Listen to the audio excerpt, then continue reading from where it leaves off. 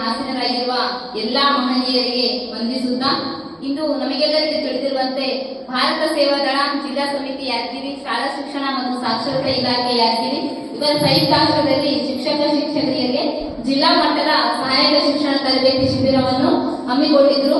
ದಿನಾಂಕ 15/11/2024ರಿಂದ 20/11/2024ರವರೆಗೆ ಈ ಒಂದು ತರಬೇತಿಯನ್ನು ಅಚ್ಚುಕಟ್ಟಾಗಿ ನೆರವೇರಿಸಲಾಯಿತು. ಈ ಒಂದು ತರಬೇತಿ ನಮಗೆ ಶಾಲಾ ಅವಧಿ ಮುಗಿದ ನಂತರ ಇನ್ಫಾರ್ಮೇಶನ್ ಬಂತು. ನಮಗೆ ಏನ್ ಅನ್ಸಿತ್ತು ಫಸ್ಟ್ ಅಂದ್ರೆ ಈ ತಿಂಗಳ ಬರೀ ತರಬೇತಿಗಳೇ ಆಗ್ತಾ ಇದ್ದಾರೆ. ಮರುಸಿಂಚನ ತರಬೇತಿ ಮುಗೀತು, ಸ್ಕೂಲ್ ಸ್ಟಾರ್ಟ್ ಆದವು, ಮತ್ತೆ ಬುನಾದಿ ತರಬೇತಿ ಹೋದೆವು, ಮತ್ತೆ ಸಮಾಲೋಚನಾ ಸಭೆಗಳಾದವು, ಮತ್ತೆ ಈ ಭಾರತ ಸೇವಾ ಸ್ಕೌಟ್ ಸ್ಕೂಲ್ ನಮ್ಗೆ ಆದೇಶ ಬಂದಿತ್ತು.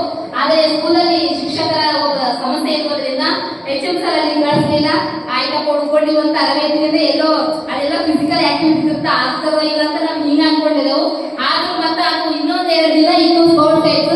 ತದನಂತರ ಭಾರತ ಸೇವಾ ದಳದಿಂದ ಯಾರ್ಯಾರು ಸ್ಕೌಟ್ ಹೋಗಿಲ್ಲ ಅಂತಹ ಶಿಕ್ಷಕರನ್ನ ಈ ಒಂದು ಭಾರತ ಸೇವಾ ದಳ ತರಬೇತಿಗೆ ಕಳಿಸಿಕೊಡ್ರಿ ಅಂತ